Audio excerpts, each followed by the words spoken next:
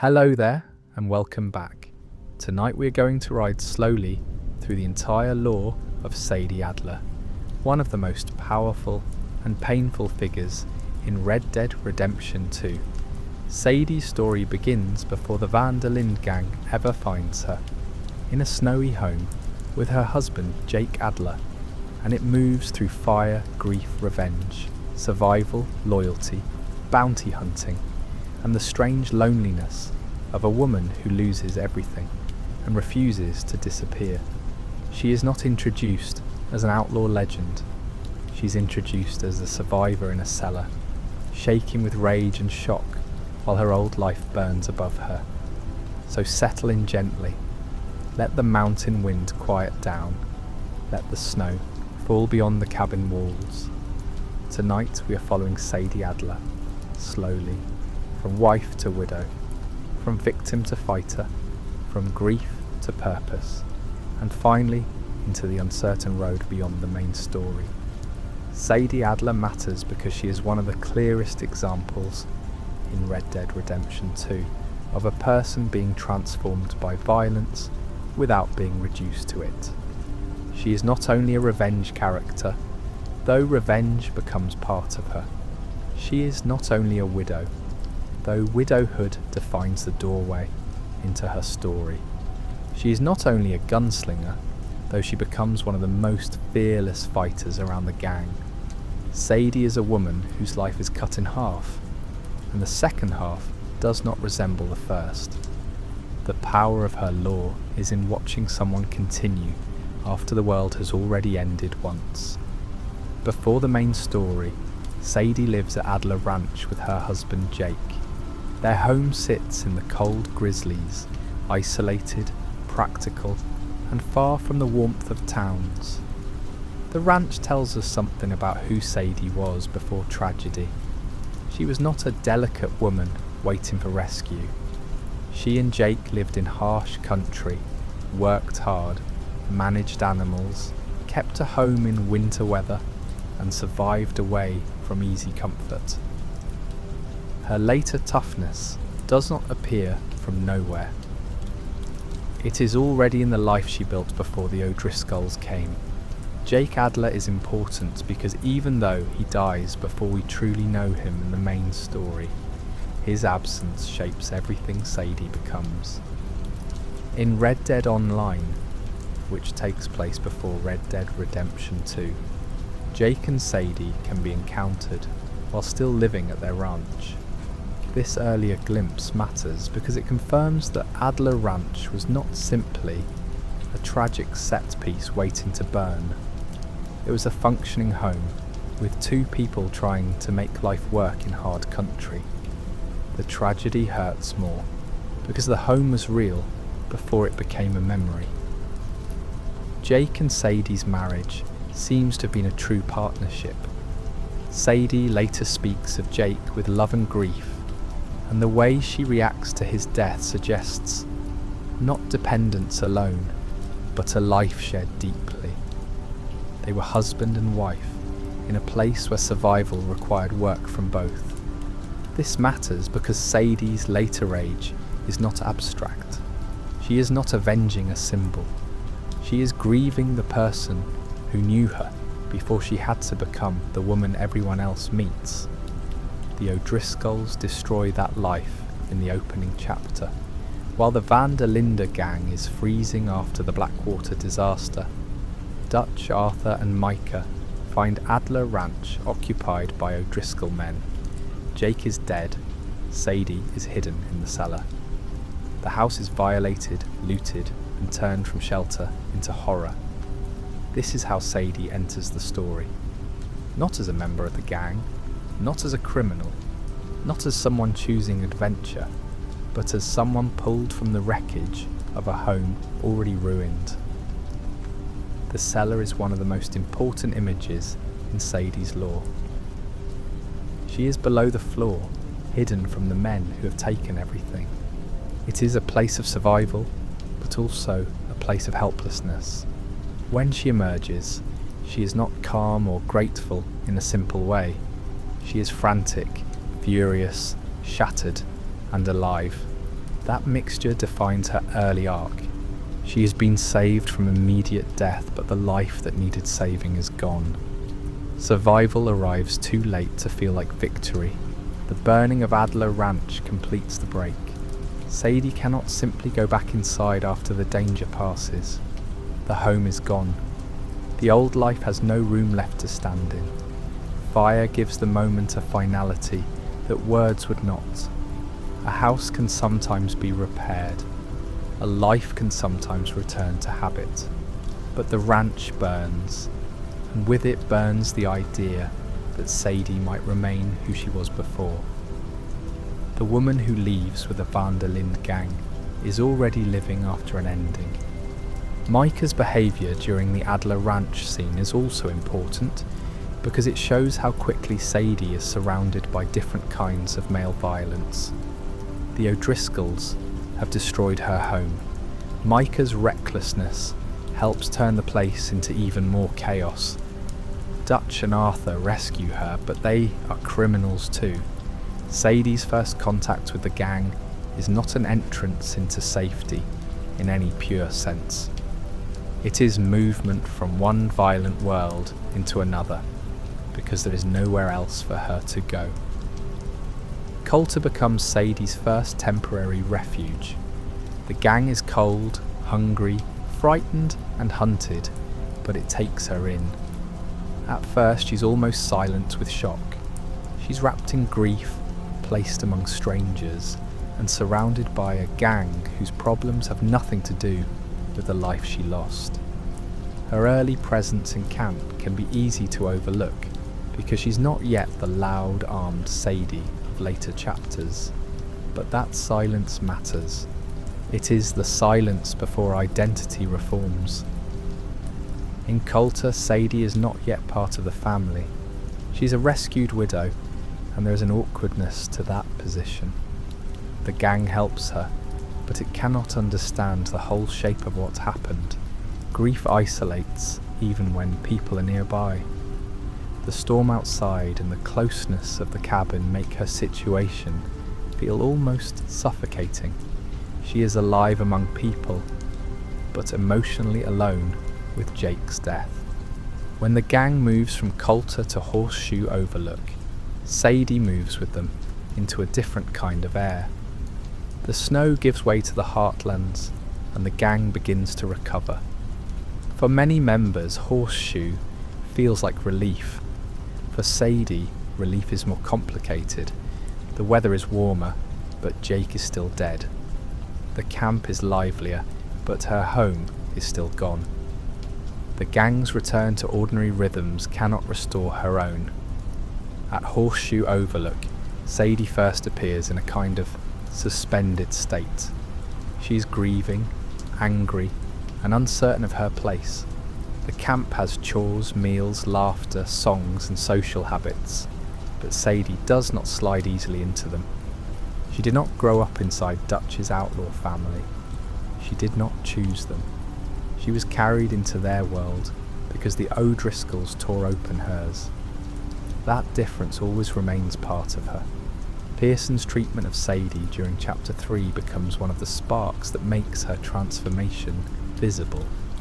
In further questions of female suffrage, Pearson treats her like someone who should remain in a narrow domestic role, and Sadie refuses. The mission is important because she is not only grieving now, she is pushing against the camp's expectations. She does not want to be tucked away as a widow who peels vegetables and stays quiet. She wants agency. The ride with Arthur into Rhodes in that mission is a turning point. Sadie wears men's clothing, takes up arms, and shows that she can handle herself violently when danger comes.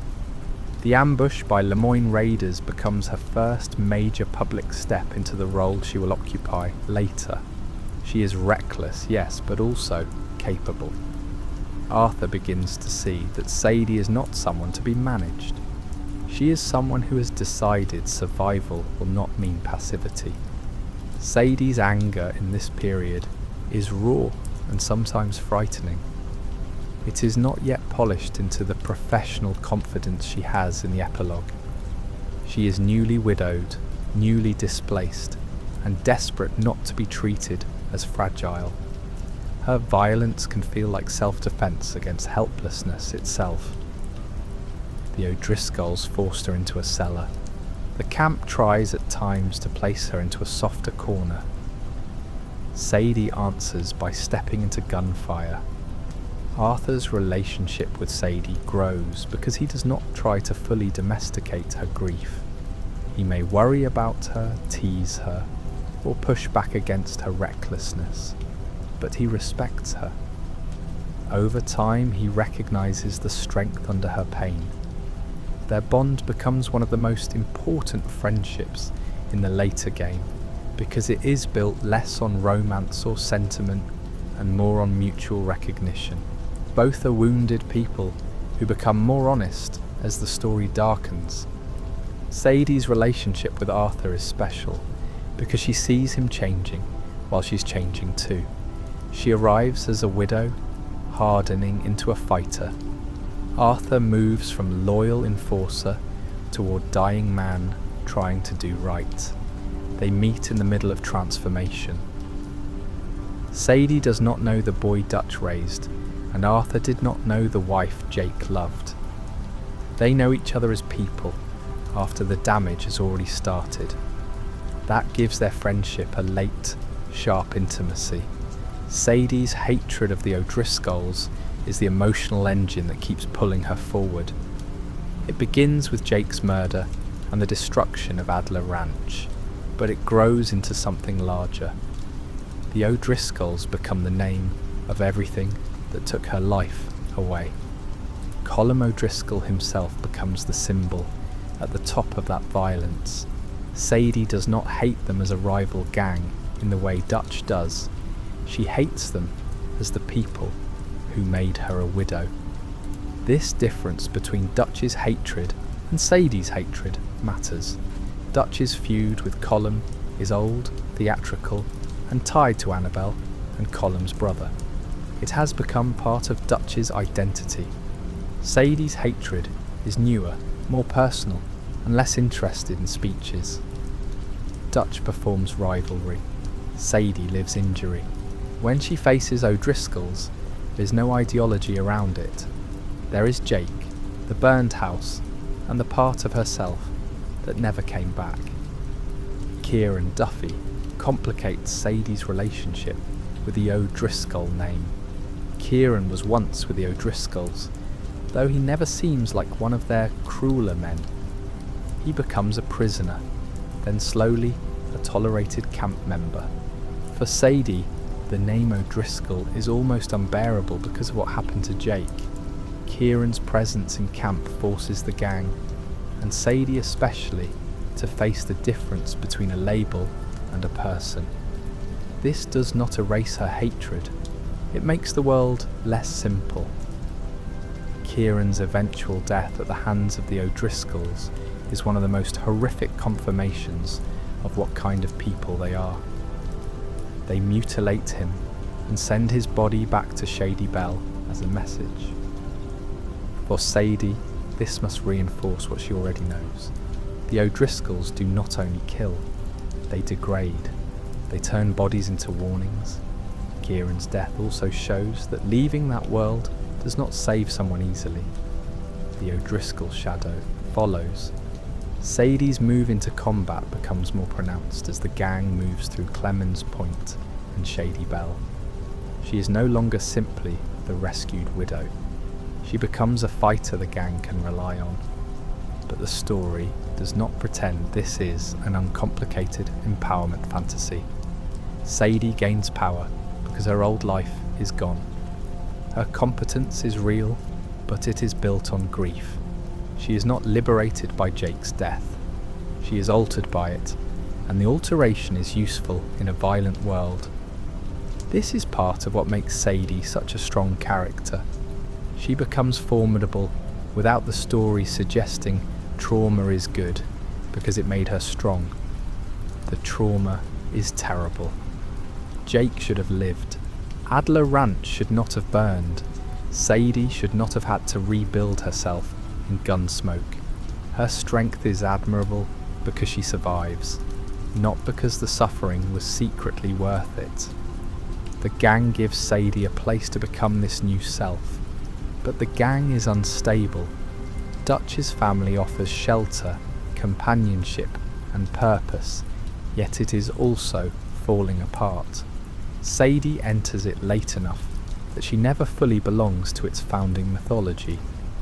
She does not have the same childhood loyalty to Dutch that Arthur and John have. This gives her a clearer eye in some ways. She respects people in the gang, but she is not hypnotized by Dutch's old dream. Sadie and Dutch have a different relationship from Arthur and Dutch. Dutch helps rescue her, and she fights with the gang, but she is not Dutch's daughter. In the emotional sense, Arthur is his son. That distance matters. Sadie can see Dutch's decline without the same lifelong need to excuse him. Her loyalty is more practical and personal towards certain people, especially Arthur, John, Abigail, and later the memory of what must be avenged. She does not need Dutch to be a prophet. Sadie's relationship with Abigail is also important. Both women are trying to survive inside a violent camp, but their desires point in different directions. Abigail wants John to become a husband and father, wants Jack safe, wants ordinary life. Sadie has had ordinary married life, and it was destroyed. This gives her a complicated relationship to Abigail's hope. She can understand the value of a home because she lost one, but she no longer knows how to live inside that hope herself. Jack's presence around Sadie matters quietly. He is a child in a camp full of criminals, and Sadie has lost the domestic future she shared with Jake. The story does not frame Sadie as a mother figure, and that is important. She is not simply reassigned to nurturing because she is a woman. But the presence of Abigail and Jack reminds us of the kind of life Sadie once had nearby. Marriage, household, maybe future family, ordinary survival. That life is now out of reach. Sadie's bond with John develops slowly and becomes central in the epilogue. In the main story, John is still struggling to be a responsible father and husband. Sadie sees his flaws, but later she also sees his usefulness and his debt to Arthur's sacrifice. By 1907, she brings John into bounty work, not because she wants to destroy his family, but because she knows he can work and needs money. Their partnership is tense because it sits between survival and danger. Before the epilogue, Sadie's late Chapter 6 role grows darker and more urgent. The gang is collapsing. Hosea and Lenny are dead. Dutch is paranoid. Micah is gaining power. Arthur is sick. Abigail and Jack are increasingly endangered. Sadie becomes one of the people still acting with clarity while Dutch's leadership rots. She helps where help is needed, not where Dutch's speeches point. That is why she becomes so important to Arthur. Sadie helping Arthur rescue John from Sisika Penitentiary is a major proof of her loyalty and courage. Dutch refuses to prioritise John's rescue, revealing how far he has fallen from the family language he once used. Arthur and Sadie act anyway. This mission matters because Sadie is not just pursuing revenge against the O'Driscolls. She is now helping save members of the gang from Dutch's abandonment. Her loyalty has become independent of Dutch. The Sisika rescue also shows Sadie's tactical boldness. She is willing to row, sneak, shoot, and risk everything for John. Her courage is not ornamental, it changes the story. John survives because Arthur and Sadie refuse Dutch's decision to leave him behind. This makes Sadie part of the chain that leads to John's later life, Abigail's hope, Jack's childhood continuing, and Arthur's final sacrifice having somewhere to land. Sadie's presence in that rescue also deepens her connection to Abigail. Abigail needs John alive, and Sadie helps make that possible. In a story where women are often forced to live with the consequences of men's choices, Sadie takes action to change one of those consequences.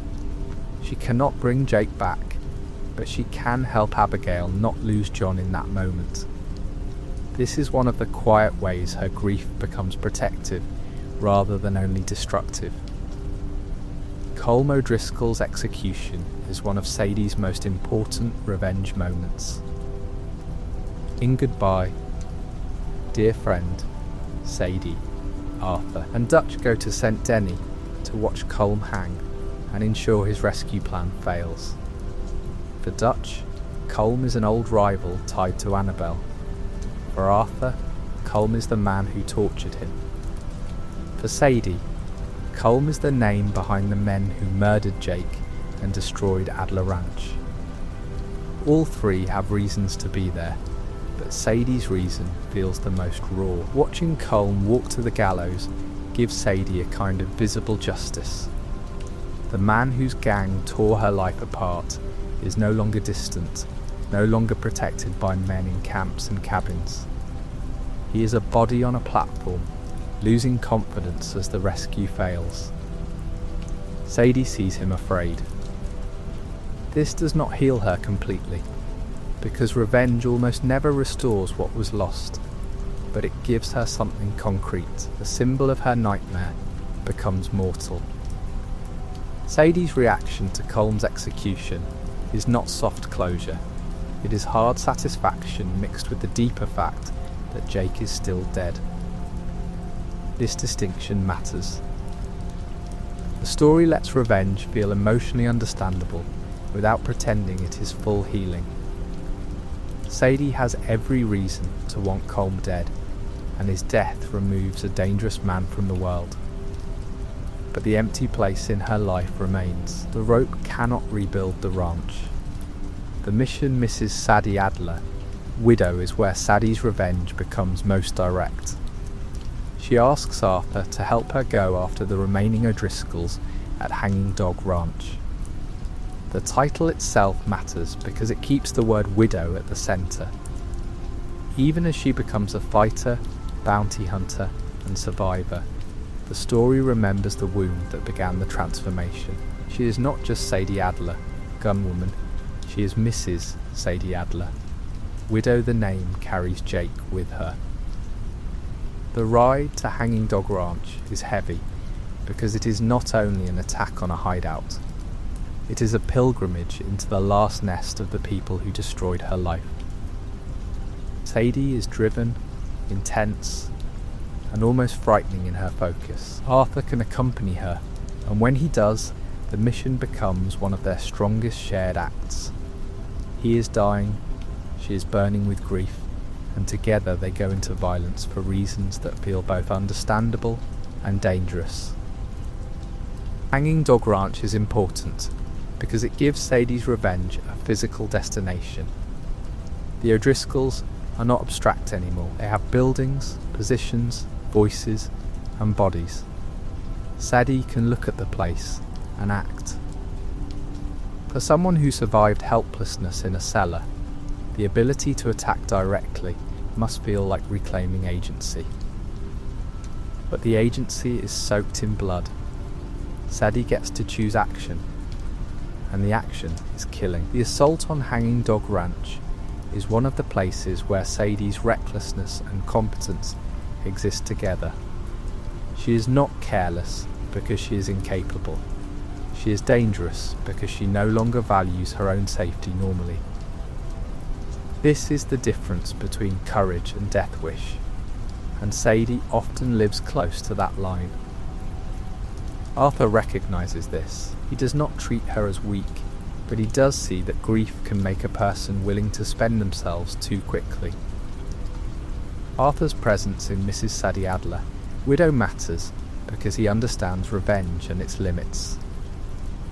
By chapter 6, Arthur is no longer the same man who once solved every problem with force for Dutch. He is sick, reflective, and trying to use his remaining time for something better. Helping Sadie is complicated because it involves more killing. Yet he goes because he cares about her, understands the wound, and knows the O'Driscolls remain a danger. Their friendship can hold that moral difficulty. Sadie's revenge against the O'Driscolls is not the same as Dutch's revenge against Cole. Dutch's feud has become ego, identity, and old theatre. Sadie's revenge is personal and newly carved.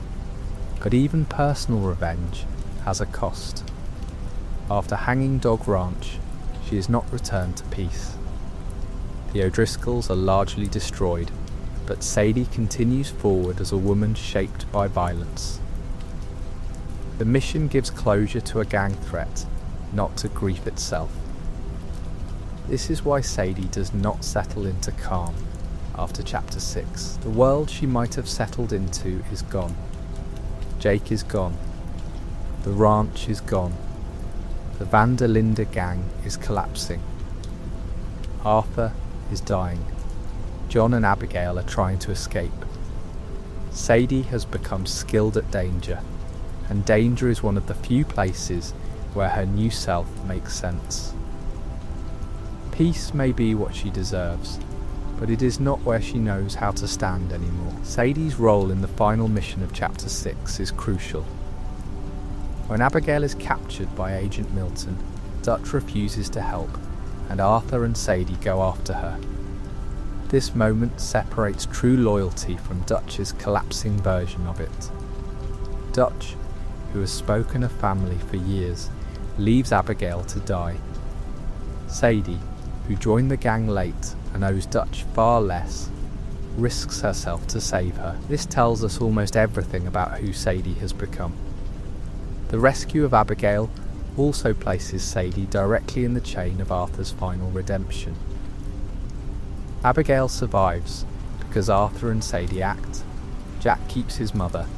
John gets another chance at family. Arthur's later sacrifice has meaning, partly because Sadie helped preserve the people he is trying to save. She is not a side helper in Arthur's final arc. She is one of the people who makes the escape possible.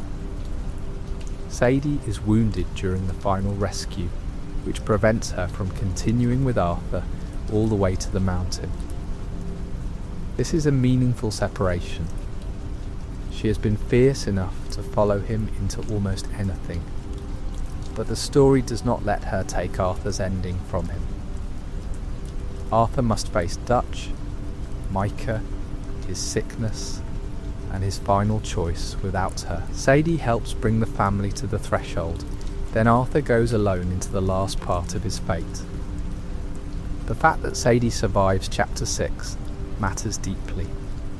Many strong people die in the collapse of the Van der Linde gang. Hosea, Lenny, Kieran, Molly, Susan, Arthur, and others are gone. Sadie lives, but survival for her is not clean victory. She carries Jake, Arthur, and the ruins of the gang into the years after. Surviving a tragedy means continuing to bear it after the story's most dramatic music has ended. In the epilogue, Sadie Adler returns as a bounty hunter, and the change feels natural. She has taken her grief, skill, and fearlessness and made them into work. Bounty hunting allows her to live by danger without belonging to a gang. It gives violence a legal frame, or at least a more accepted one. This is important because Sadie does not become a domestic rancher after the main story. She becomes a professional hunter of dangerous men. Sadie's bounty work shows how she has adapted to the new century better than many outlaws. Dutch cannot adapt because his identity depends on the old dream.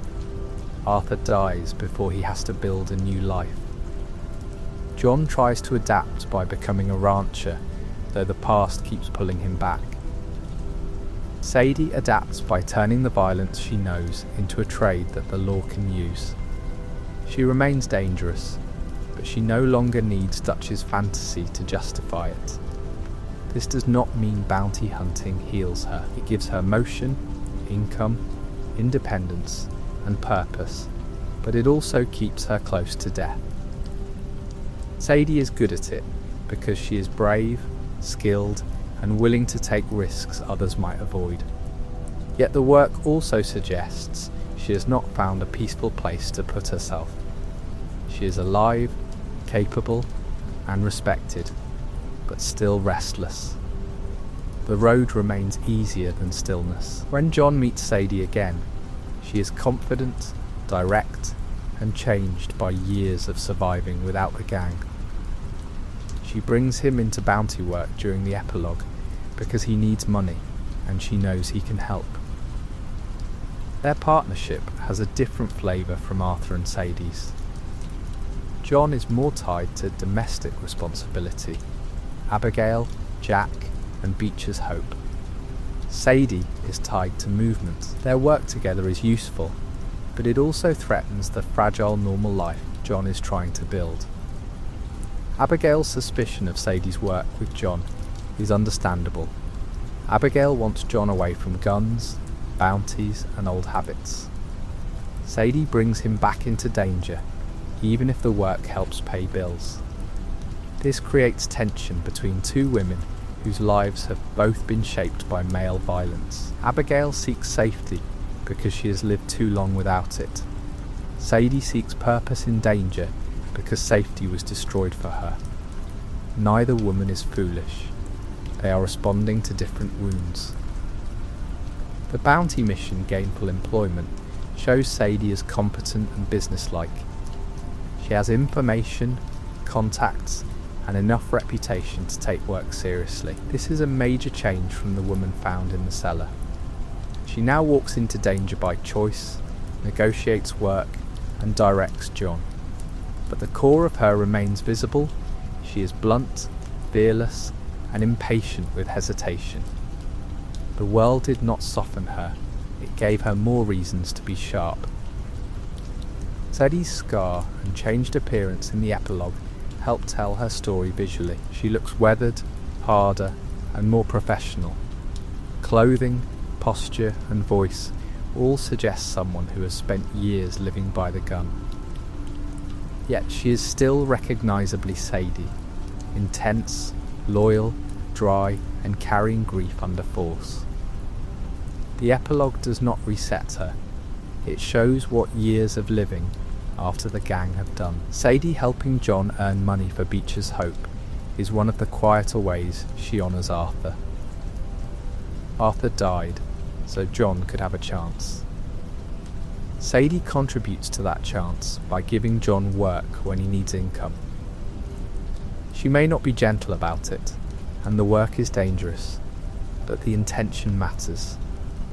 She is one of the people helping Arthur's sacrifice become a house, a ranch, a family trying to stand. At the same time, Sadie cannot fully belong inside Beecher's hope. She can visit, bring news, offer work, and share history, but the ranch is John's dream, Abigail's demand, and Jack's hope. Sadie is not building that life for herself. She is near it, supportive of it in her own way, but not inside it. That distance is part of her loneliness. She helps others move toward home while remaining a traveller. Her work with John against bounties and criminals also shows how she has become comfortable operating alongside law without being fully domesticated by it. She can take wanted men, deal with sheriffs, and earn money through official channels, but she does not feel like a servant of polite society. She is using the system as much as it uses her. The world gives her a role because she is useful at violence. Sadie accepts the role without pretending it makes her ordinary. The mission where Sadie helps track Micah Bell is one of the final movements of her law. Micah represents betrayal, Arthur's death, the destruction of the gang's last bonds, and the poison at the centre of Dutch's final decline. Sadie finding a lead on Micah and bringing John into that search shows that she has not let the past settle quietly. Some debts, for her, still need blood.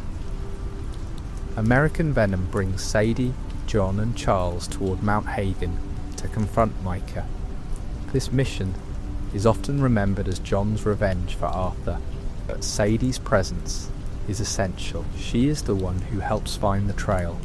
She is the one who insists the past must be answered.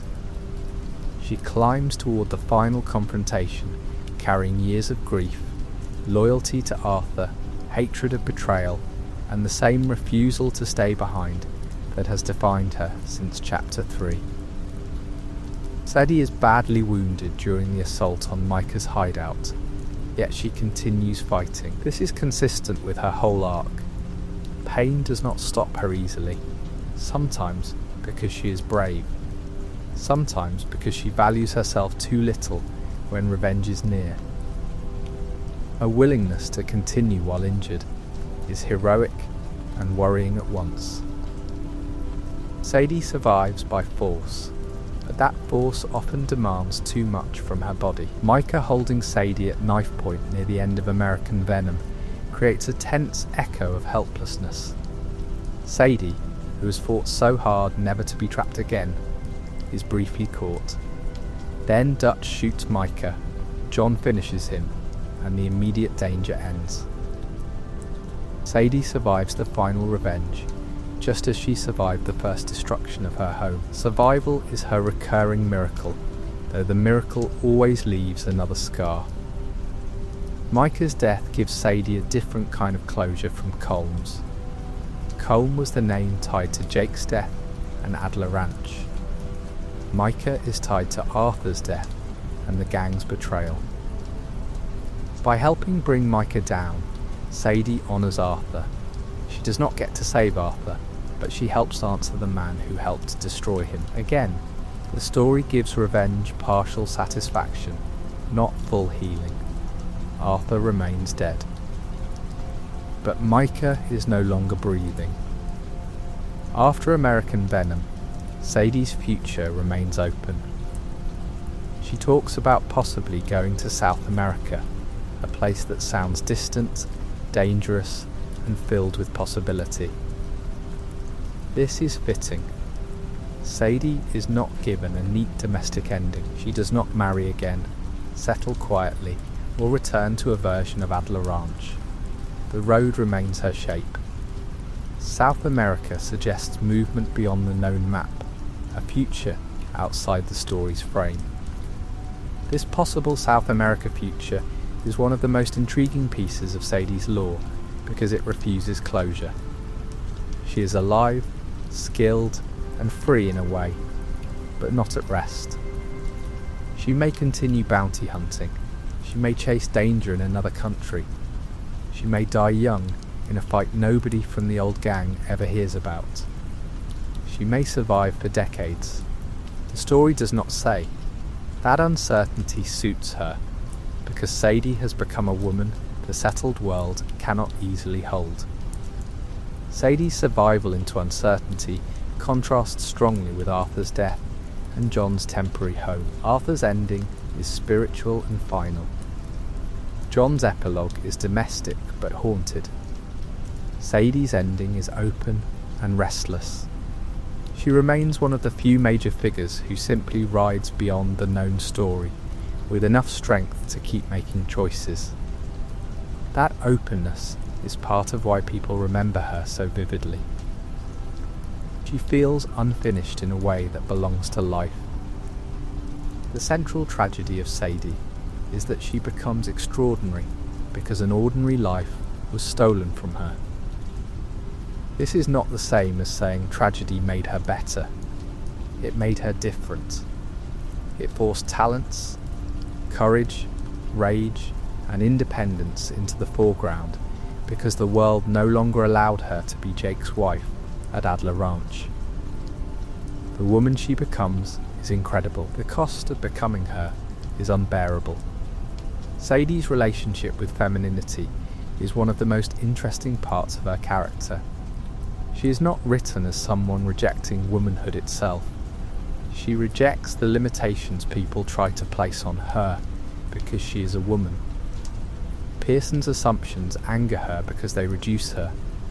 Men underestimating her becomes dangerous for them. She wears pants, carries guns, swears, fights, rides, and hunts criminals. But she does not become a man. She becomes Sadie. This matters because the game does not frame her strength as simply imitating male violence. She uses violence, yes, but her identity is rooted in her own grief, personality and experience. She does not need to be Dutch, Arthur, John, or any other man. She has her own rhythm, fierce, reckless, loyal, wounded, practical, and unwilling to be handled. Her strength is not borrowed, it is hers, even when shaped by terrible circumstances. Sadie's voice is central to that strength.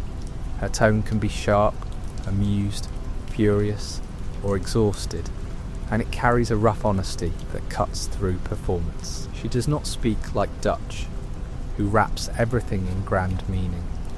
She does not speak like Micah, who uses cruelty as entertainment.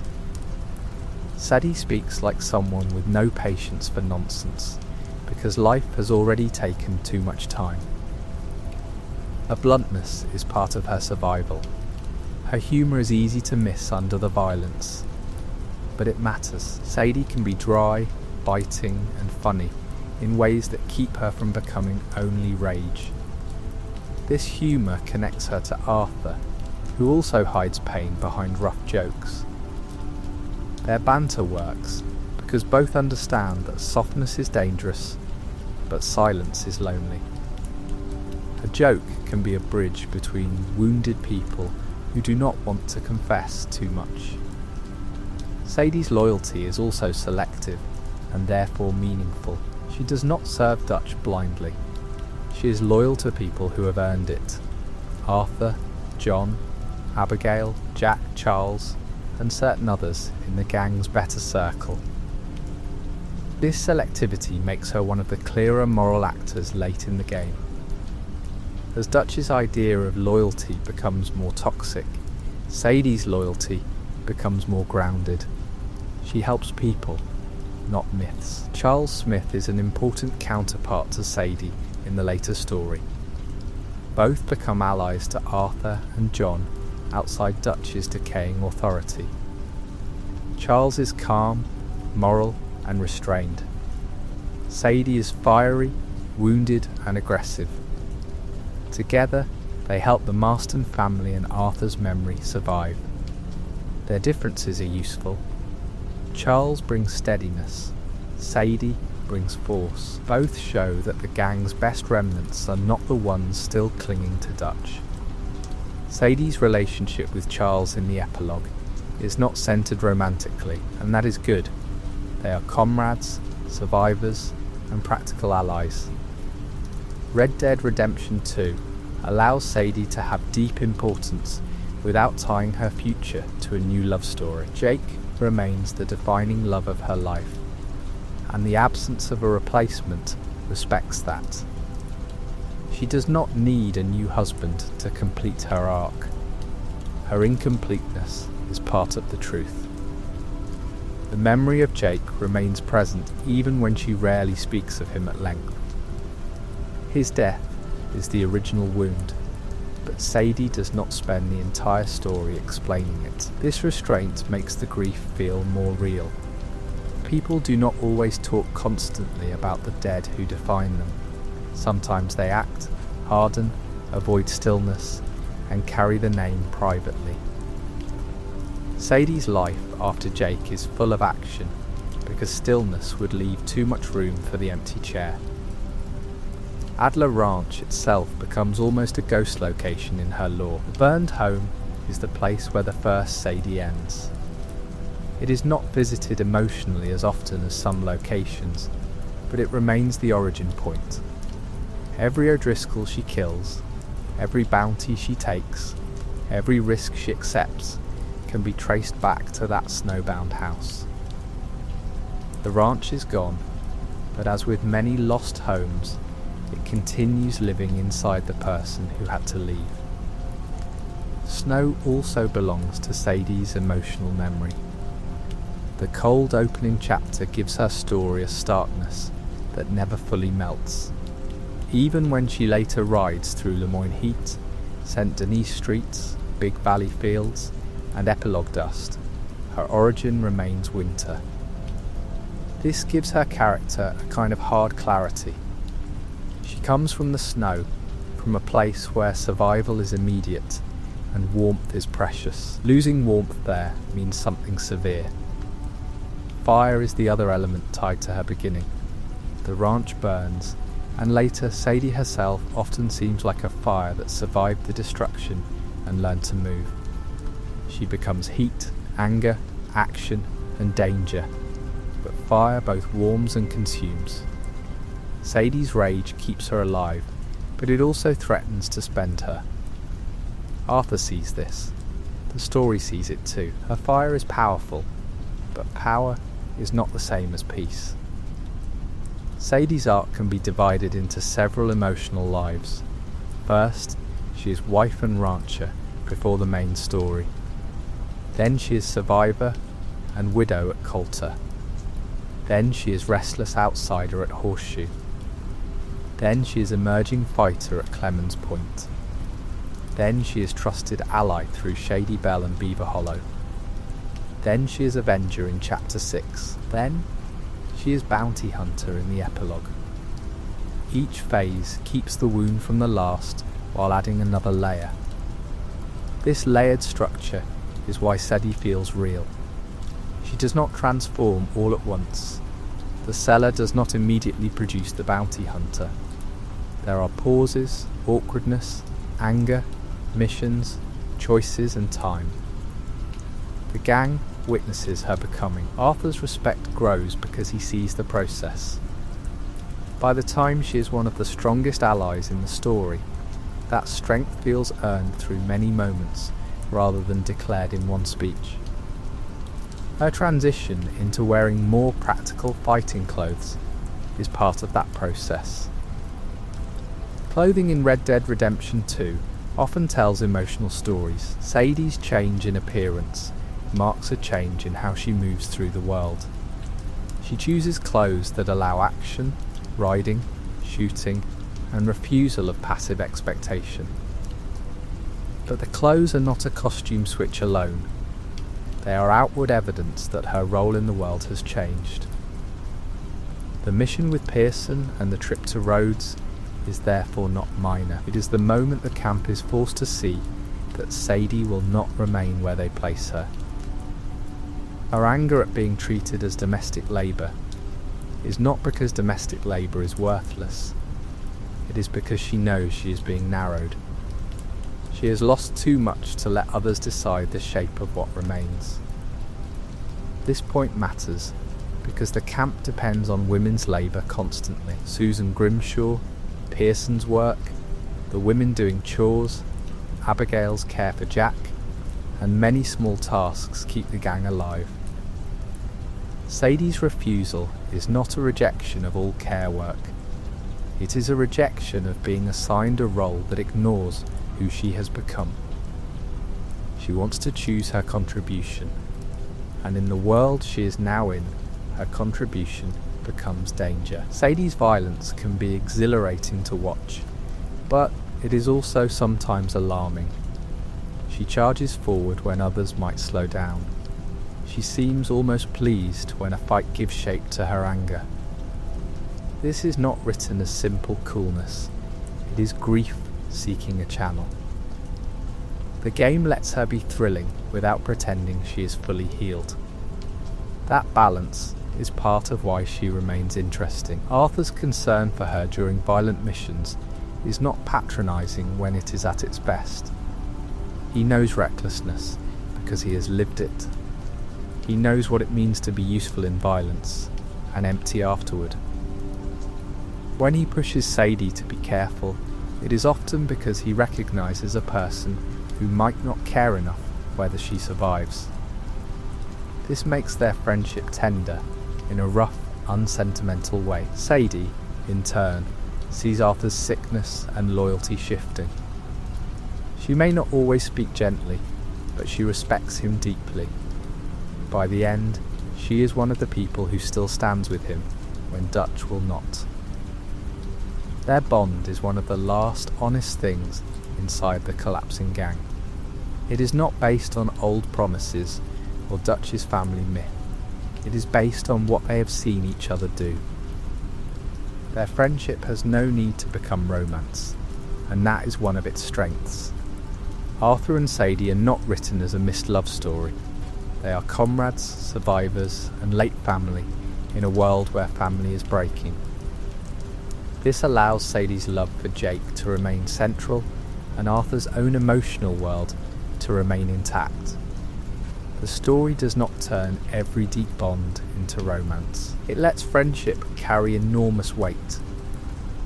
Sadie's bond with Arthur also gives her one of the clearest emotional reasons to pursue Micah later. Micah is not only the traitor who helped destroy the gang, he is the man tied to Arthur's final suffering. Sadie knows what Arthur did for John, Abigail, and Jack. She knows he deserved better than betrayal and abandonment. Her role in American Venom is partly revenge, partly justice, and partly loyalty to the dead. Her involvement in American Venom also shows how the past can threaten the future. Abigail does not want John pulled back into revenge, and she is not wrong. Sadie brings the Micah lead, and that lead risks everything John has built. Yet Micah's existence also represents unfinished danger and unfinished moral debt. The mission is powerful because it is both satisfying and costly. Sadie helps close one wound while reopening the risk around John's family. The money from Micah's hideout helps John pay off Beecher's hope, linking revenge to domestic survival in a morally complicated way. Sadie's role in that chain is important. By finding the lead and helping the assault, she indirectly helps secure the Marston Ranch. Arthur's sacrifice, Sadie's vengeance, John's violence, and Abigail's dream all become tangled. Red Dead Redemption 2 rarely gives pure sources for good outcomes. Sadie leaving after the epilogue work feels right because she cannot stay inside the Marston family story. She has helped, bled, fought and survived. But Beecher's hope is not her destination. A possible future in South America suggests a woman still seeking a place large enough for what she has become. The American West, with all its memories, may be too full of ghosts for her. Her farther horizon calls. South America also connects quietly to Dutch's old fantasies of escape. Dutch talked about Tahiti, Australia, and leaving the country as dreams of freedom. Sadie's possible South America is different. She is not selling a dream to followers. She is considering a dangerous new road for herself. Dutch's escape fantasies were evasions. Sadie's future travel feels more like restlessness after survival. She is not promising paradise. She is looking for somewhere to keep moving. The fact that Sadie survives Red Dead Redemption 2 but does not appear in Red Dead Redemption makes her future especially mysterious. She may have left the country, she may have died, she may have built a reputation elsewhere. She may have become a legend no one in John's later story mentions because their paths separated. That absence leaves room for imagination, and it also protects her from being folded into John's later tragedy. She rides beyond the frame. This open end is emotionally generous because so many characters in the Red Dead world are trapped by fate. Arthur dies. John will die. Abigail will die before Jack's revenge. Dutch dies ruined. Micah dies in snow. Hosea and Lenny die in St. Denis. Sadie, at least, is allowed uncertainty. Uncertainty can be frightening, but in this world it is also a kind of mercy. A known ending often means a grave. Sadie's lore is also about the changing role of women in a violent frontier story. She begins in a domestic space, but not a weak one. Ranch life is work. After that space is destroyed, she refuses to be tucked into another domestic corner. She becomes a gunwoman, then a bounty hunter, then a traveller considering a life beyond the map. Her story pushes against the idea that women's roles in the West were only background. She forces herself into the foreground. At the same time, the story does not pretend the foreground is safe. To enter the world of guns is to enter danger, pain, and moral compromise. Sadie gains respect, but she also gains scars. Men fear her, trust her, underestimate her, and sometimes try to use her. She survives by being faster, harder, and more determined. The cost is visible in the way she never seems fully at rest. Restlessness is one of Sadie's defining traits after Jake's death. She does not settle well. Sitting still would mean facing too much. The road gives her motion, and motion gives pain a task. This is why bounty hunting fits her so well. It turns restlessness into profession. There is always another lead, another dangerous man, another ride, another payment, another reason not to sit too long with the past. Her courage is real, but courage and avoidance can live together. Sadie is brave because she does things many would fear. She may also be avoiding the kind of stillness where grief becomes unbearable. This does not diminish her, it makes her human.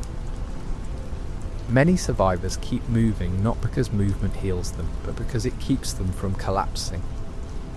Sadie's life after Adler Ranch often feels like that kind of movement. The way she speaks about death also reveals how close she lives to it. She can be casual about danger, almost dismissive of her own safety. This can make her thrilling, but also sad.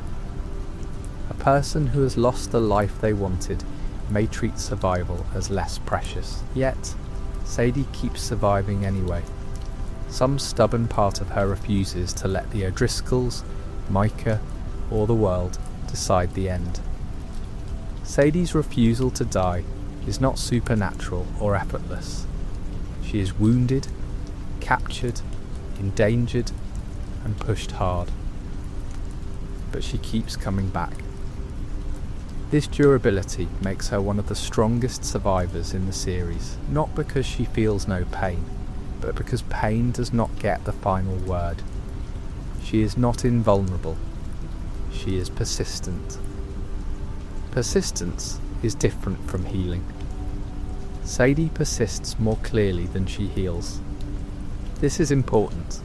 Some stories treat revenge and competence as healing, as if becoming dangerous means the wound has closed. Sadie's story resists that. She becomes dangerous, but the wound remains. She can kill Colm's men and still carry Jake. She can hunt Micah and still not get Arthur back. She can earn bounty money and still plan to leave. Persistence is what she has when peace remains uncertain. Her friendship with the Marstons after Arthur's death shows that she still cares deeply, even if she lives roughly. She checks in, brings work, helps John, and remains connected to the people Arthur saved. This connection prevents her from becoming only a solitary avenger. Sadie can still attach, still help, still laugh, still argue. She is damaged, not empty. Sadie's relationship with Abigail in the epilogue is tense but meaningful because both women are protective in different ways.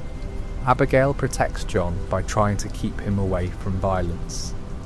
Sadie protects the Marstons by helping them survive financially and by helping remove old dangers. These forms of protection conflict. That conflict is realistic. People can want the same family to survive and still disagree bitterly about what survival requires.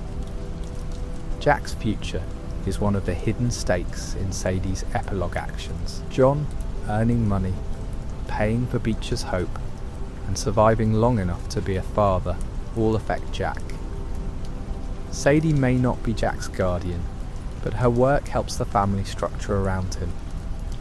This gives her actions a generational meaning. The widow who lost her own home helps, indirectly, another child keep his for a while. This is a quiet echo of Arthur's final wish. Arthur pushes John toward family. Sadie helps John afford and defend that family. Charles helps build and protect it. Abigail insists on its moral meaning.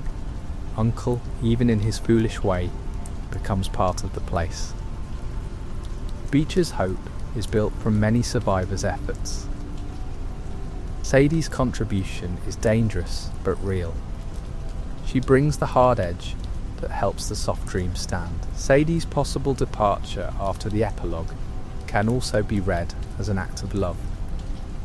She does not remain at Beecher's hope and pull John constantly into her world.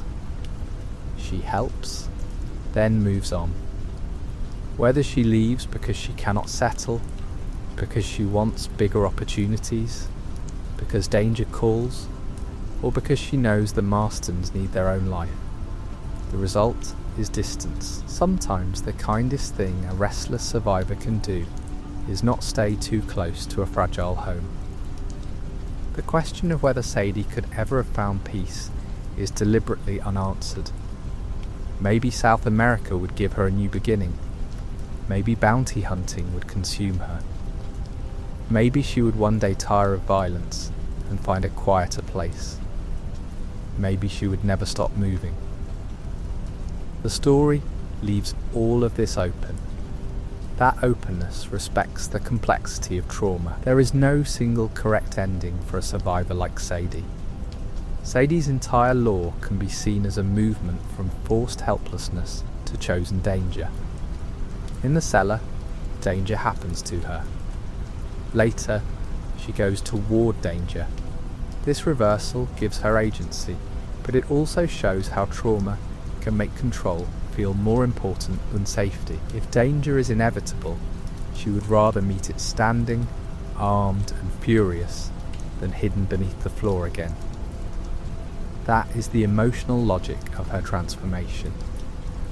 The cellar and the gallows are two opposite images in her revenge arc. In the cellar, Sadie is hidden below, powerless while the O'Driscolls control the house. At Colm's hanging, she stands in the crowd while the leader of that world is raised and dropped by law. The vertical movement matters. She begins below the violence, trapped. She later watches violence brought above ground and answered publicly. It is not healing, but it is reversal. Hanging Dog Ranch adds a third image, Sadie moving forward into the place where the O'Driscolls still gather. She is no longer hidden below or watching from a crowd. She is advancing. These three images map her arc through revenge: victim hidden, witness to justice, active destroyer of remnants. Each stage gives her more agency. None restores Jake. Jake's absence remains the quiet centre even when the story moves far away from the ranch. A lesser version of the character might forget the husband once the gunwoman emerges. Sadie's story does not. The mission title, her anger at the O'Driscolls, her unwillingness to settle, and the shape of her grief all keep Jake present. He is not on screen much, but he is the lost home inside her. This lost home is why Sadie feels different from characters who choose outlaw life for excitement or ideology. She does not enter violence because Dutch seduced her with speeches. She enters because violence entered her home first. This gives her a moral position that is distinct from the van der Lindes. She is not innocent of later killing, but her path into that world begins with invasion rather than recruitment. Sadie never becomes a true believer in Dutch's dream because she never needed it to make sense of herself. Dutch's dream is for people who need his story. Arthur, John, and others were shaped by Dutch young. Sadie is shaped by Jake, ranch life, loss, and revenge before Dutch can claim her. This makes her less vulnerable to Dutch's mythology. She can use the gang, love people in it, and fight beside it without spiritually belonging to Dutch. Her late loyalty to Arthur proves this. When Dutch fails Arthur, Sadie does not. When Dutch abandons Abigail, Sadie does not. When Dutch's idea of family collapses, Sadie's chosen loyalties remain active. She becomes one of the characters who shows that the gang's best values can survive outside Dutch's leadership. The family was real, but Dutch was not the only source of it. This distinction is one of Red Dead Redemption 2's deepest emotional points. Dutch claims ownership over the family story, but people like Arthur, Sadie, Charles, Abigail, and John prove that care can outgrow him. Sadie is especially powerful here because she enters late. She did not receive years of Dutch's teaching, yet she embodies real loyalty better than Dutch does by the end. She helps people when it costs her. Sadie's loyalty to Arthur after his death continues through John. She cannot help Arthur anymore, so she helps the man Arthur saved. This is an important kind of mourning. Grief becomes stewardship of the dead person's final wish. Sadie may not speak of it that way, but her actions point in that direction. Helping John is one way of honouring Arthur's last ride. The final confrontation with Micah also honours Arthur's memory by refusing to let betrayal remain unanswered. Yet the story complicates this because revenge pulls John away from Abigail's desired peace. Sadie is not wrong to want Micah dead, and Abigail is not wrong to fear what that pursuit could cost. The tension keeps Sadie's epilogue role from becoming simple heroism. She brings necessary danger, but danger nonetheless. Sadie's wound during American Venom is symbolically fitting because revenge always takes another piece. Even when successful, it does not leave the Avenger untouched. She survives, but the mission marks her body again. This is how the story keeps revenge grounded. It is not clean catharsis from a distance. It is snow, blood, knives, exhaustion, and another scar carried into whatever future comes next. The snow of Mount Hagen during American Venom also echoes the snow of Adler Ranch. Sadie's story begins in snow with O'Driscoll violence, and returns to snow with Micah's death. The landscape folds her arc into a rough circle. Snow is where her old life ended, and snow is where one of the men tied to Arthur's destruction dies. The cold does not heal her, but it frames the major turns of her survival. This circular feeling gives Sadie's lore a harsh beauty. She begins in winter, travels through mud, heat, swamp, city, and ranchland, then returns to winter for revenge. After that, her future points southward, perhaps toward heat and distance. The geography of her life carries emotional meaning, cold origin, wandering transformation, cold reckoning, possible southern escape. The map becomes part of her soul. Sadie's skill with guns and horses is never treated as surprising after a point. She simply becomes someone others trust in danger. This normalization is important. Early, people underestimate her. Later, they rely on her. By the epilogue, John does not act shocked that Sadie is a capable bounty hunter. She has become a professional in the world as it is. The story lets her competence become ordinary, which is its own respect. Her bounty hunter reputation in the epilogue suggests she has built a life by her own work. She is not living under a man's name or a gang leader's protection. She has contacts, jobs, authority, and enough fearlessness to keep operating. This independence is one of the few hopeful things in her ending. It may not be peace, but it is hers. After having her life taken by men, Sadie makes a life that answers to no husband, no Dutch, no Colm, and no Micah. Still, independence can be lonely. Sadie's future road does not show a campfire family waiting at the end. She may have allies, but she is not settled. This loneliness is not failure, exactly. It is the shape her survival has taken. Some people heal through home, some through faith, some through family.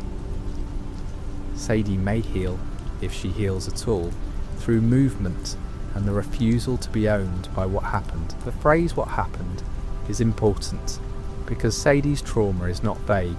It has names: O'Driscoll's, Jake, Adler Ranch, Colm, Hanging Dog Ranch. Specificity gives her grief weight. She is not angry at the world in general only, though she has reason to be. She is angry at particular men who did particular things. That specificity makes her revenge understandable and her later restlessness believable. Her moral complexity lies in the fact that understandable violence can still be dangerous. Sadie is right to hate the O'Driscolls. She is right that Colm deserves death. She is right that Micah should not be allowed to vanish peacefully, but every pursuit pulls her deeper into the identity violence made for her. The story never fully tells us whether she can step out of that identity. It lets the question follow her beyond the credits. Sadie also forces the story to confront what happens after rescue. Many stories end a woman's danger when she is saved from the cellar. Red Dead Redemption 2 begins her real arc there. Being saved does not mean being restored. It means the next morning arrives and the person must live inside a world without the old life. Sadie's greatness lies in the long aftermath. The cellar is not the ending, it is the beginning of survival. Arthur's kindness to her in that aftermath matters because he does not demand that she become grateful in a tidy way. The gang gives her food and shelter, but she remains angry, difficult, and unpredictable. That is realistic. Trauma does not always make people pleasant. Sadie is allowed to be hard to place. The story gives her room to be more than the grateful rescued woman. Susan Grimshaw and the other women of camp also form part of Sadie's transition, even when their relationships are not foregrounded as much as Arthur's. Sadie moves into a community where women already survive in many ways. Susan through discipline, Abigail through maternal insistence, Tilly through resilience, Mary Beth through imagination, Karen through boldness and performance. Sadie adds another form, grief turned into armed motion. The camp's women are not one thing, and Sadie expands that range. Karen's decline offers a quiet contrast. Karen begins bold and lively, but fades under alcohol and grief as the gang collapses. Sadie, also fueled by grief, becomes more focused and outwardly capable. This contrast is not about one woman being stronger in a simple way. It shows how trauma moves differently through different people. Some become sharper, some dissolve, some do both in different seasons. The gang cannot save everyone from their pain. Abigail's path contrasts with Sadie's most strongly. Abigail wants out of violence for the sake of Jack. Sadie moves deeper into violence because the out was destroyed. Both are survivors. Both are strong. Both are right about different things. Red Dead Redemption 2 is wise enough to let them disagree without making either woman foolish. Safety and vengeance can both look like survival, depending on what has been taken. Sadie may admire Abigail's determination, even when their choices clash. Abigail fights for home with the same intensity Sadie fights through danger. The forms differ, but the will is similar. Both women refuse to let men define the whole shape of their futures. Abigail insists John become better. Sadie insists no one will place her back in helplessness. Their strength runs in different directions. To understand Sadie fully, it helps to slow down around the life before the first chapter, because the game only gives pieces of it. Adler Ranch sits far enough from town that everything about it suggests self-reliance. Food, heat, animals, money, and safety would have demanded attention every day. Sadie did not come from a decorative life. Even before tragedy, she belonged to a world where work was physical and weather could decide the mood of a morning. That earlier ranch life also explains why Sadie does not seem overwhelmed by horses, guns, distance, or rough country once she begins fighting. She is shaken by grief, not by the outdoors itself. The grizzlies are not alien to her. Hard travel is not alien to her. The difference is that what used to be shared labour with Jake becomes solitary motion through danger. The same toughness that once helped keep a home alive is redirected towards surviving without one.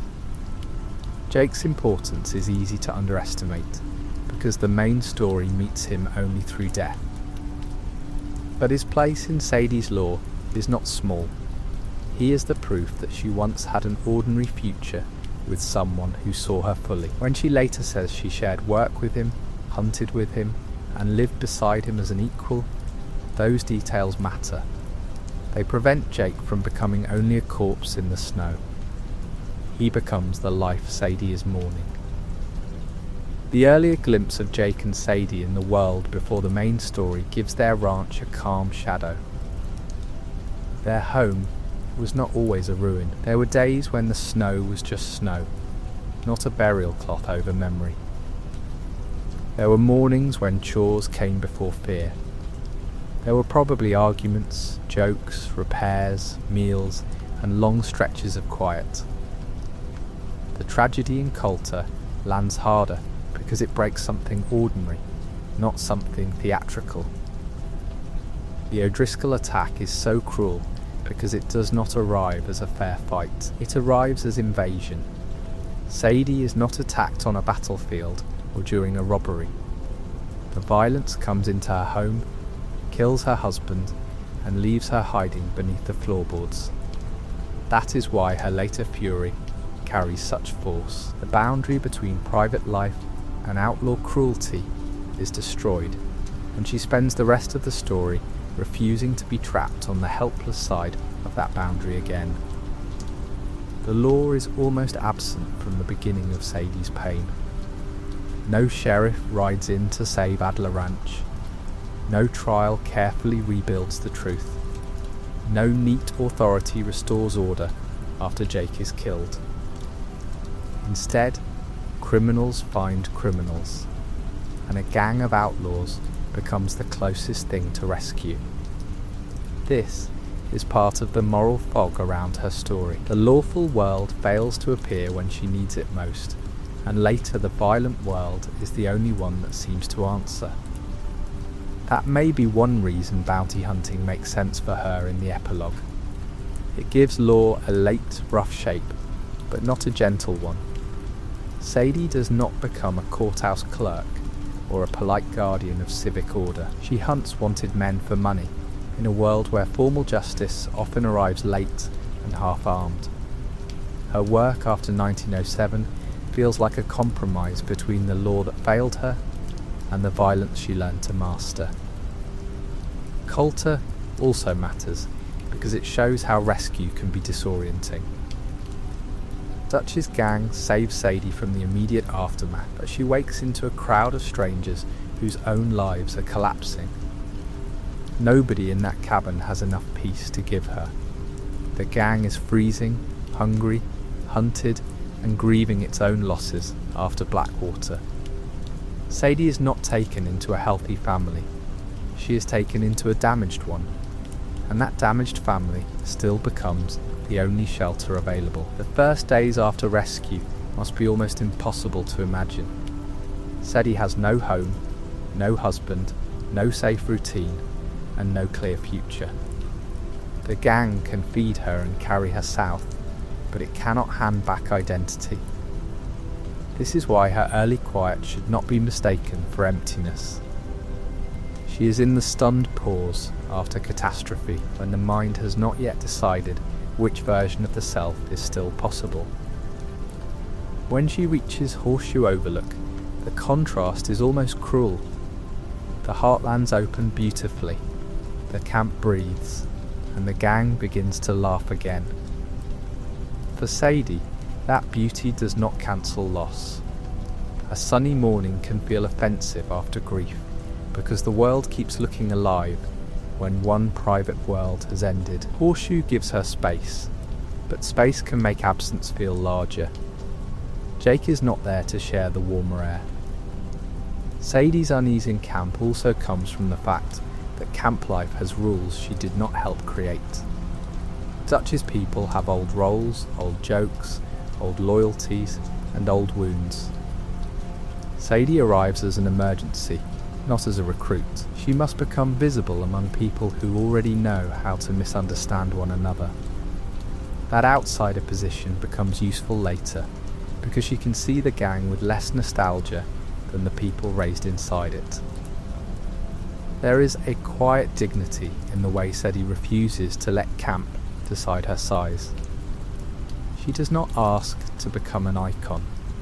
She simply resists being reduced. When Pearson talks down to her, the issue is not Stu alone. The issue is whether a woman whose life has been burned down will now be told to fit neatly into another man's idea of usefulness. Sadie's answer is immediate. She is not going to survive by becoming smaller. Her trip to Rhodes with Arthur is more than a burst of violence. It is a claim of movement. She rides out of camp, buys supplies, faces danger on the road, and proves that her anger can be carried into action. The Lemoyne Raiders ambush gives the moment an external enemy, but the deeper enemy is helplessness. Sadie is not only shooting attackers, she is shooting through the version of herself others expect to see. Arthur's reaction during that mission is important because he is surprised but not dismissive. He sees the danger in her recklessness, yet he also sees the capability. This becomes the pattern of their friendship. Arthur rarely treats her as something fragile. He treats her as someone powerful enough to worry about. That is a more respectful kind of concern, because it admits she can stand in the fire while still noticing the fire can kill. Sadie's growing place in the gang becomes especially important during the period when the story pulls many of the men into disaster. After St. Denis, when Hosea and Lenny are dead, and the failed bank job scatters the group, Sadie remains among those left to keep the surviving camp together. The Guarma chapter often focuses on Arthur, Dutch, Javier, Bill, and Micah, but Sadie's absence from that island does not mean she is absent from the larger crisis. The people left behind after the St. Denis disaster have their own kind of fear.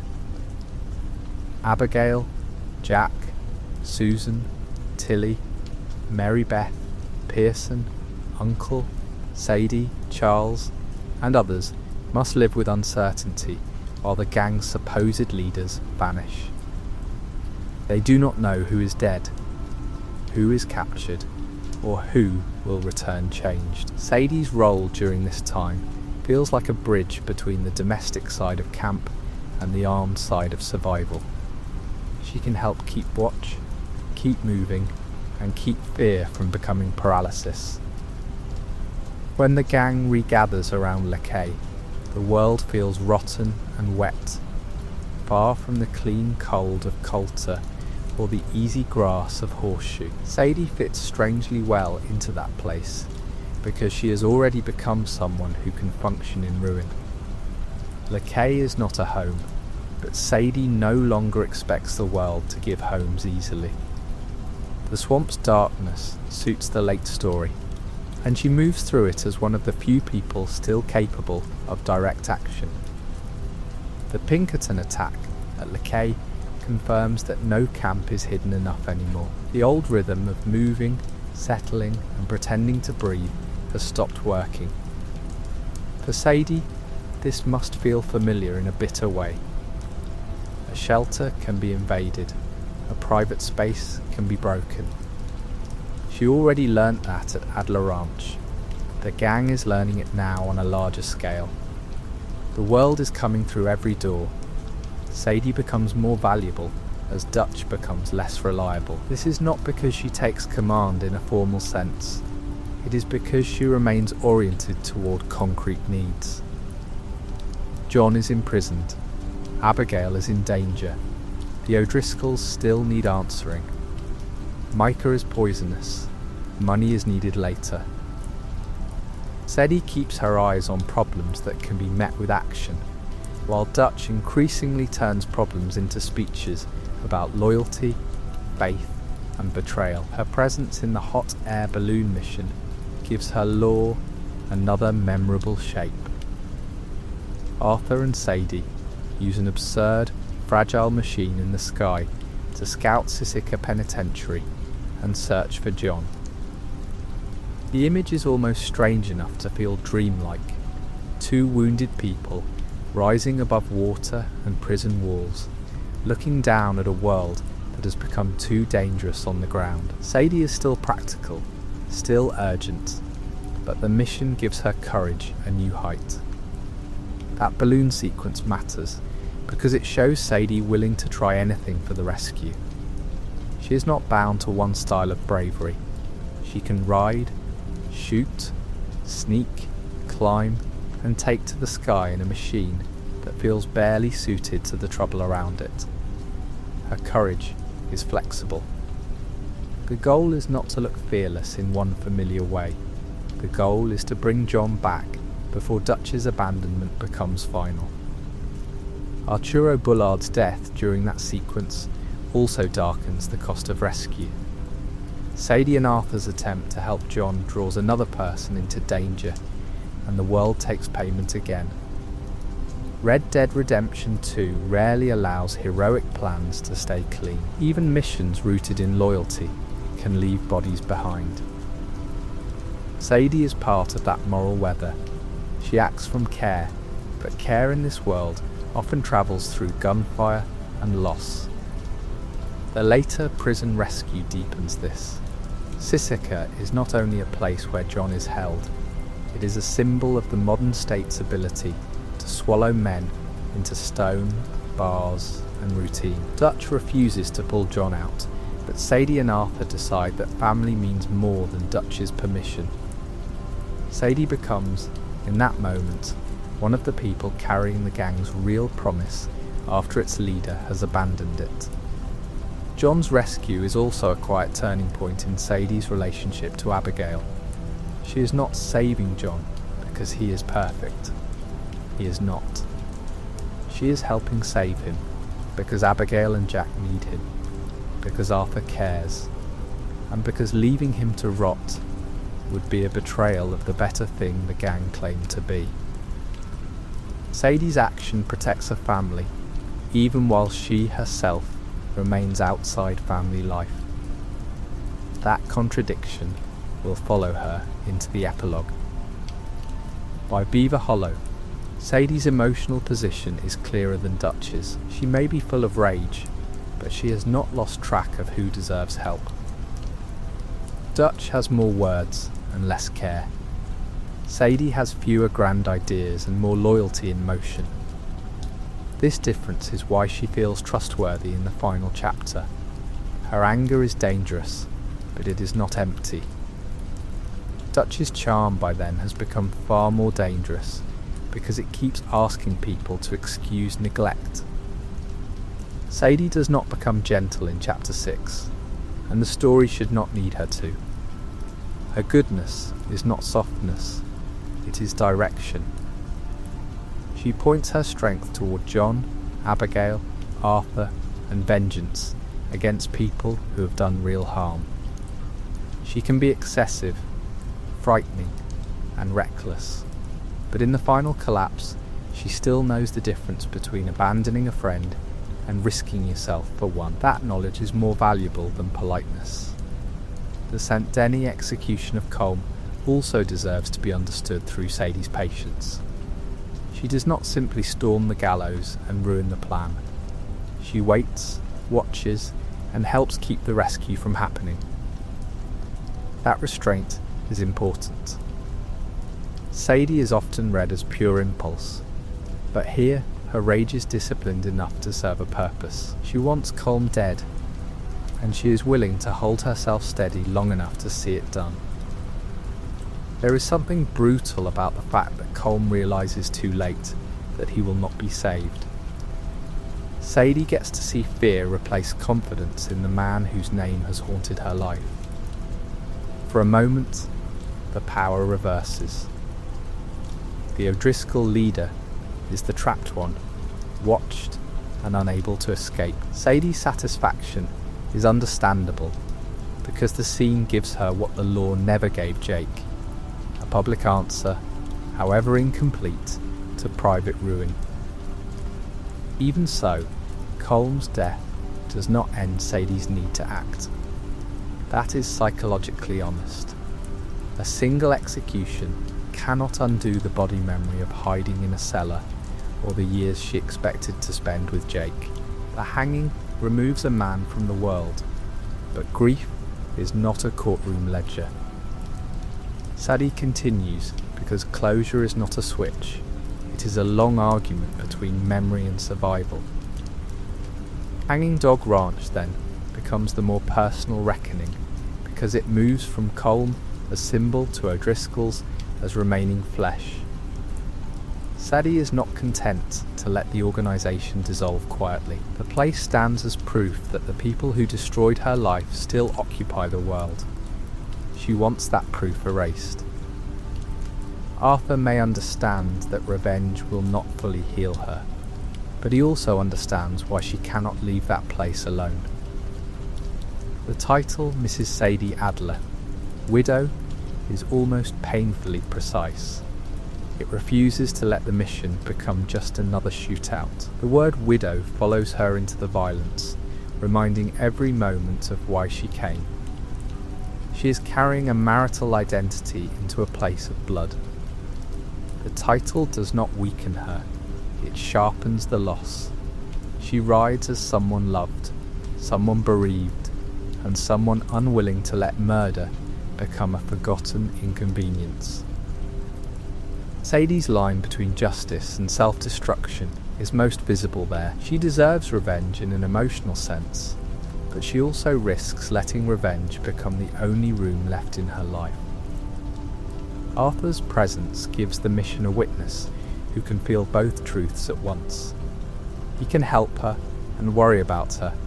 He can shoot beside her and still know that the killing will not give back the kitchen, the bed, the shared chores, or Jake's voice. After the O'Driscolls are broken, the story shifts her energy toward protection. Abigail's capture by Milton gives Sadie a chance to use her violence for someone else's future. This matters because it prevents her arc from becoming only backward-facing. She has avenged Jake, but she is also capable of saving the living. Her grief does not cut her off completely from care, it makes her fiercely intolerant of seeing another woman abandoned. Milton's confrontation with Abigail and Arthur belongs mostly to Arthur's final revelations. but Sadie's wound there is still important. She is injured while trying to rescue someone else, not while chasing her own revenge. That injury distinguishes her late loyalty from her earlier blood hunger. Sadie is not merely spending herself on the dead. She is also bleeding for the living. It gives her survival a wider moral shape. The epilogue Sadie is easier to understand when all of this is remembered. She is not suddenly a bounty hunter because the story needs excitement after Arthur dies. She is a woman who has spent years learning that danger is the one place where her new self has a clear use. Bounty work is a grim profession, but it turns her skills into independence. It gives her a way to keep moving without becoming another Dutch follower or another gang member. Her first reappearance in John's later life carries the feeling of a past that has not finished speaking. John is trying to become Jim Milton, a hired hand, husband, father, and future rancher. Sadie arrives from a world of wanted posters, tracks, and armed work. She does not mean to ruin his life, but she does remind him of the man he used to be, and the debts still tied to Arthur's sacrifice. Her arrival is useful and unsettling at the same time. Sadie's professionalism is worth noticing. She is not simply drifting from shootout to shootout. She has built a reputation, follows leads, judges risk, and expects payment. That matters because it shows growth beyond rage. Early Sadie wants to strike back. Epilogue Sadie can run work. She still has the fire, but there is structure around it now. The flame has learned the shape of a lantern, even if it can still burn. The bounty work with John also shows her trust in him. She knows he is flawed, but she believes he is capable. She does not treat him as a child who needs rescuing from himself, which Abigail sometimes has reason to do. Sadie treats him as a partner who can ride, shoot, and earn. That respect is valuable to John, but it is also dangerous because it makes the old self feel useful again. Abigail's anger at that danger is not an obstacle to the story. It is the voice of the home Arthur died, trying to make possible. Sadie can help John build that home financially, but the method threatens the spirit of it. This makes the epilogue emotionally rich. Sadie is both helper and temptation, ally and reminder, friend and risk. A simpler story would choose one. Red Dead Redemption 2 lets all of them be true. Charles provides a calm counterweight to Sadie in the same era.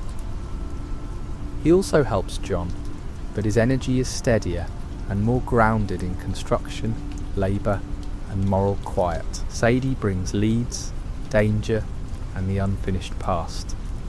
Charles brings boards, tools, guarded patience, and a different kind of survival. Together, they show two possible ways to live after the gang. One through restless pursuit, one through careful rebuilding. John needs both. Sadie and Charles also share the dignity of not being absorbed into John's ending. They help Beecher's hope exist, then remain separate from it. This protects their individuality. They are not simply supporting figures waiting around for John's family to become complete. They have their own roads, their own wounds, and their own futures.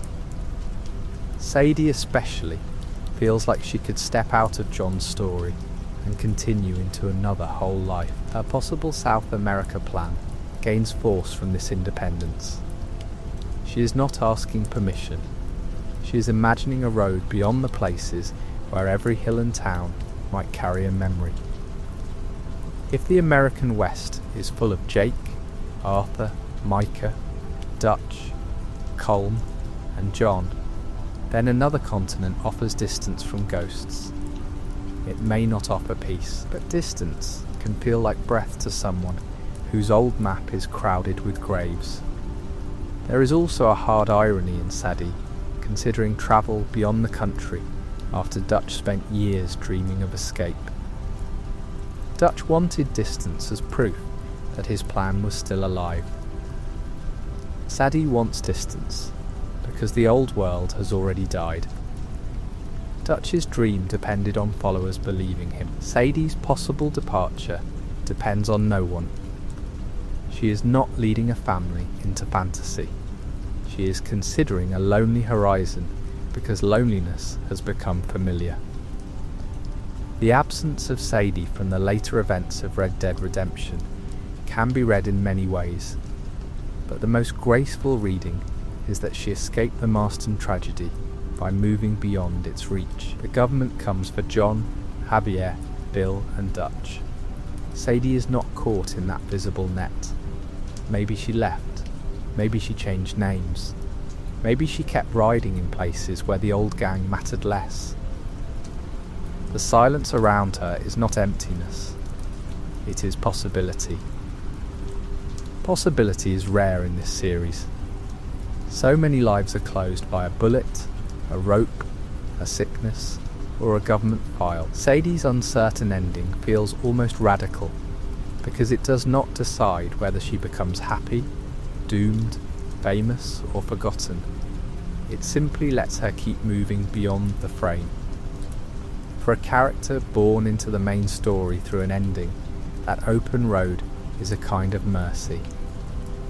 Sadie's lore also carries the question of whether violence can be reclaimed. Violence first enters her story as violation.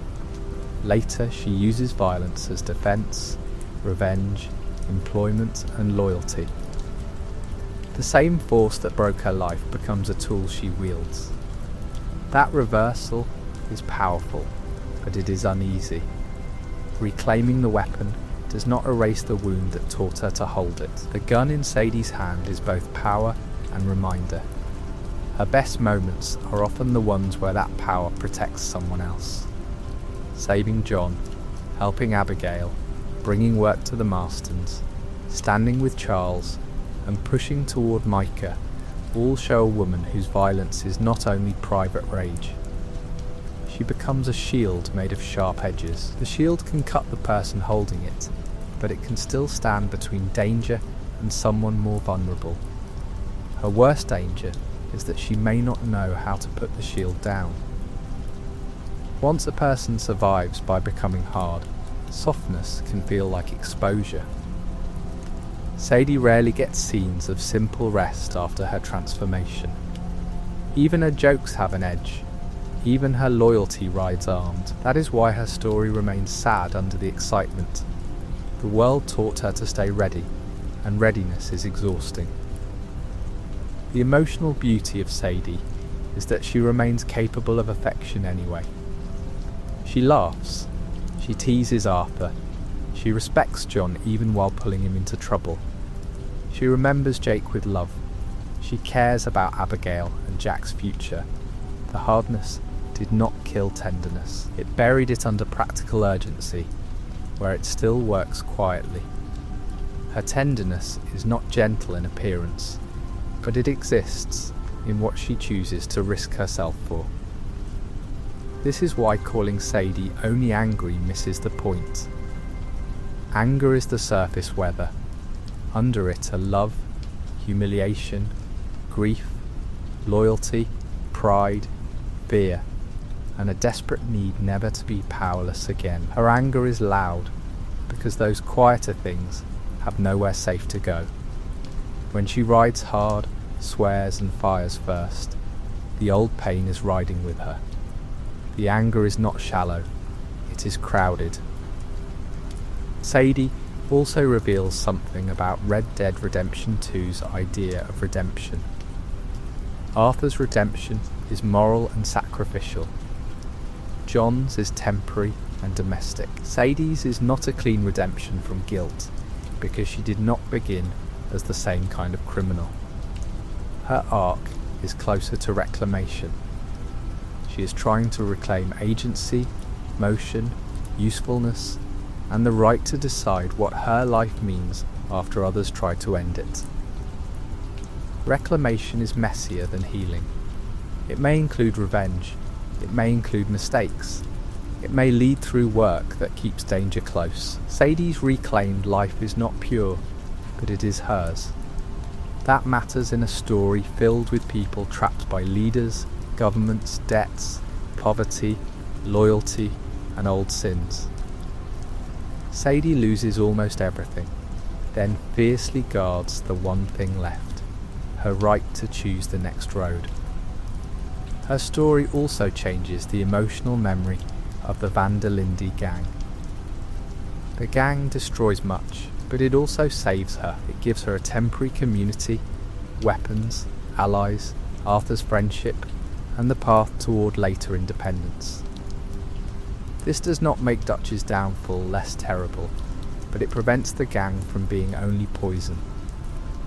Sadie's life is harmed by outlaw violence, and also preserved by outlaws. The contradiction is very Red Dead. Dutch would probably want to claim Sadie's survival as proof of his family's goodness, but by the end her best loyalties have moved beyond him. She owes her survival partly to the gang, not to Dutch's mythology. The distinction matters. The actual people save one another. The myth mostly demands belief.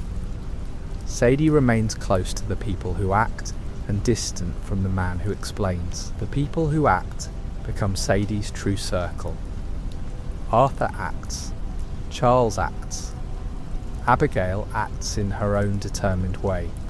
John eventually acts for his family, though imperfectly. Sadie belongs with these flawed doers more than with the dreamers. She is too wounded for beautiful lies. She trusts what someone does when the gunfire starts, when the prison gates close, when a woman is captured, when a friend is betrayed, when money is needed and nobody polite is coming to help. That practical morality keeps her from becoming a hollow revenge figure. A hollow revenge figure has only one direction. Sadie has several. Backward to Jake, sideways to Arthur and the gang, forward to John, Abigail and Jack, outward to bounty work and possibly South America. Her life is not a straight line from trauma to violence.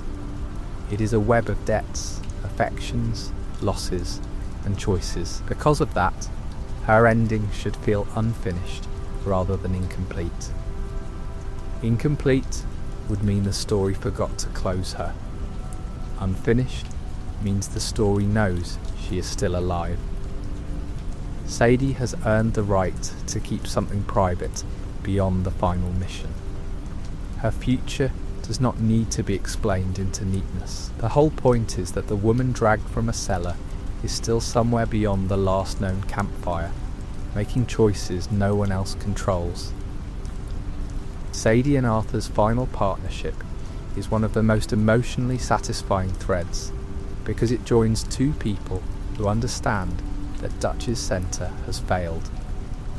They do not need to announce a new philosophy, they simply act. Rescue John. Help Abigail, face Colm, clear the O'Driscolls, find Micah later through John. Their loyalty becomes practical. In the ruins of Dutch's speeches, practical loyalty is almost sacred. Practical loyalty is one of Sadie's defining virtues. She shows up, she rides, she fights, she brings information, she takes wounds, she helps earn money.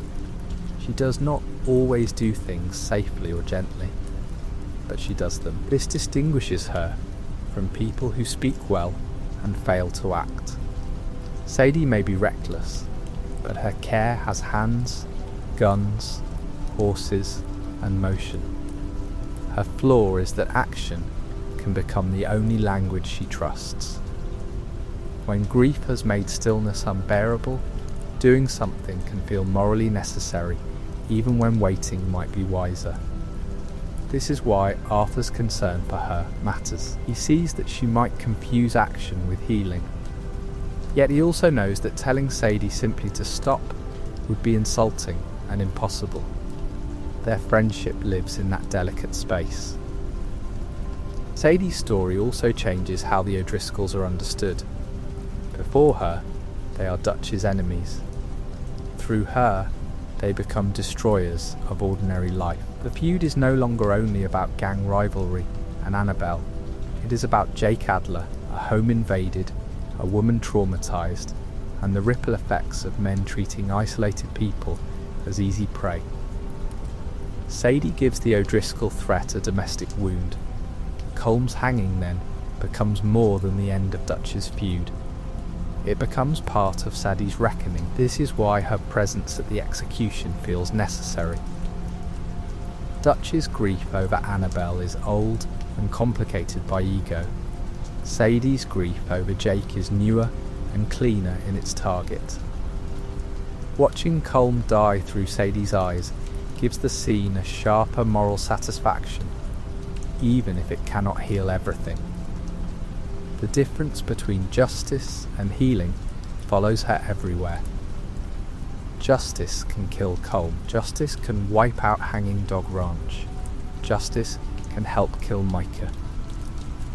Healing would require a way to live after those things, and the story leaves that uncertain. Sadie receives pieces of justice. Healing remains the open question beyond the map. This is why her possible South America future is so compelling. It sounds like escape, but not necessarily peace. It could be a place where she keeps hunting bounties. It could be a place where she starts over. It could be another dangerous horizon. The ambiguity respects her.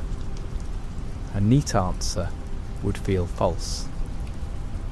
Sadie is too alive, too wounded, and too restless for a tidy final sentence. Sadie Adler's entire lore, then, is not only the story of becoming tough. She was already tough. It is the story of toughness losing its home and finding new shapes. Ranch toughness becomes grief toughness. Grief toughness becomes outlaw toughness. Outlaw toughness becomes bounty hunter toughness. Under every version is a woman who refuses to be erased by what men did to her. The word widow remains important to the end. It is not a weakness. It is a title of love and loss. Sadie carries Jake not as a chain that stops her from living, but as a truth that explains why living looks the way it does. She is Mrs. Sadie Adler, widow, not because she is only defined by a dead husband, but because the love and the wound are real enough to stay in the name. If Arthur Morgan's story asks whether a bad man can do something good before the end, Sadie Adler's story asks what a person becomes after the end has already happened. Her ending happens first, in the snow, when Jake dies and the ranch burns. Everything after is aftermath. But aftermath is still life. It can be ugly, brave, reckless, loyal, funny, useful, and unfinished. Sadie lives in aftermath better than almost anyone. She is one of the last strong links between Arthur's sacrifice and John's second chance.